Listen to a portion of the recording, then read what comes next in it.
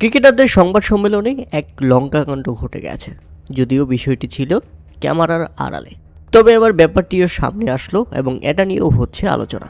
মুস্তাফিজুর রহমানকে প্রেস কনফারেন্সে দেখে অনেকে অবাক হয়েছেন, তবে মুস্তাফিজুর রহমান সেখানে থাকতে চাননি। সাংবাদিকদের পেছনে ছিলেন মুস্তাফিজুর, মমিনুল, কিন্তু তাদেরকে ডেকে সামনে নিয়ে যান মেহেদী হাসান মিরাজ এবং মোহাম্মদ মিঠুনরা।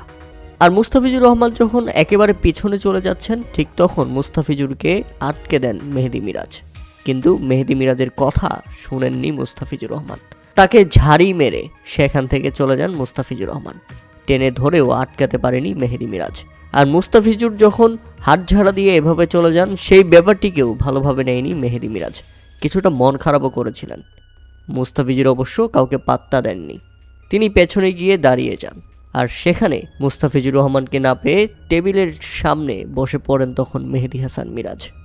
মেহেদী মিরাজ, শামসুর রহমান, মোহাম্মদ মিঠুন, মূলত এরাই এই সংবাদ সম্মেলনের প্রধান আয়োজক এবং তারাই ক্রিকেটারদের এক করেছে এবং ক্রিকেট না খেলতে বাধ্য করেছে। আপনারা এই ছবিগুলো দেখলে ইতিমধ্যে আন্দাজ করতে পারবেন, মনে হচ্ছে লিটন দাসকে ঘুম থেকে উঠিয়ে নিয়ে আসা হয়েছে।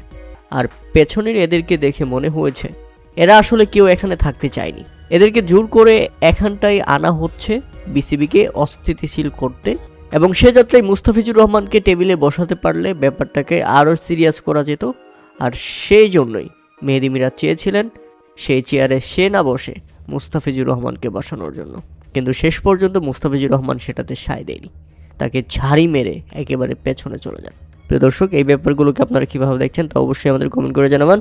আর ইতিমধ্যে সবচেয়ে বড় খবর হচ্ছে অনির্দিষ্টকালের জন্য বন্ধ হয়ে যেতে পারে বিপিএল, কেননা ইতিমধ্যে রাত 8টায় বিপিএলের মালিকদের সঙ্গে জরুরি মিটিং ডেকে বসেছে বাংলাদেশ ক্রিকেট বোর্ডের সভাপতি আমিনুল ইসলাম বুলবুল।